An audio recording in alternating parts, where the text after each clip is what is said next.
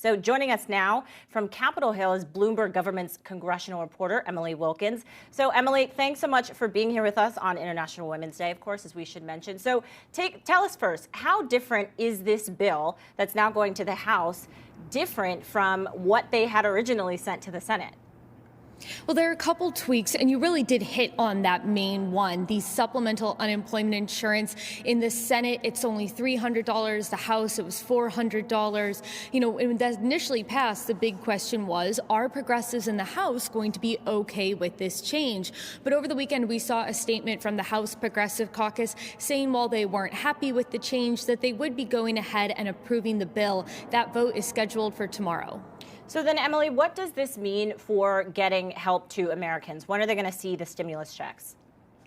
So if the House votes and passes it on Tuesday, which is expected, we expect it to go pretty quickly to President Biden, who will then sign it into law. From there, we expect checks to be moving pretty quickly. We looked at what happened the last time in December that a stimulus package was passed. We saw Americans start getting that aid and the federal government begin to distribute it just in the day or two after the legislation was passed.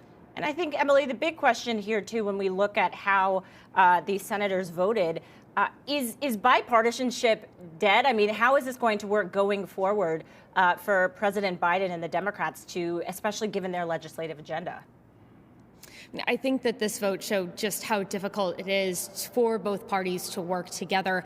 I mean, COVID stimulus was something that started off very, very bipartisan. You saw initially these negotiations seemed to be headed in a bipartisan manner, but in the end, you've seen almost a straight party line vote in both chambers. I think you're still going to see Democrats and Republicans try to work together.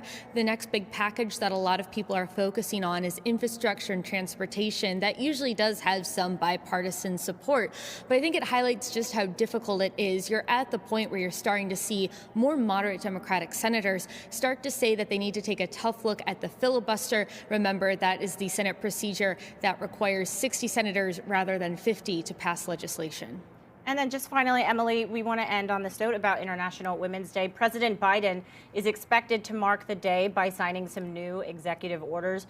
What can we expect to see? So we're going to be expecting to see 2 executive orders from the Biden administration. One of them is going to form a gender council to look at the federal government, look at any sort of discrimination, sort of making sure that things are equal for people of all sexes and genders. And then we're also going to see President Biden asking his administration to take a look at Title IX. Remember, that is a government regulation that deals with sexual assault on college campuses. It was changed by the Trump administration, and there have been calls for the Biden administration to undo some of those changes.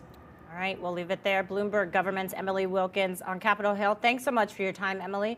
We'll see you next time.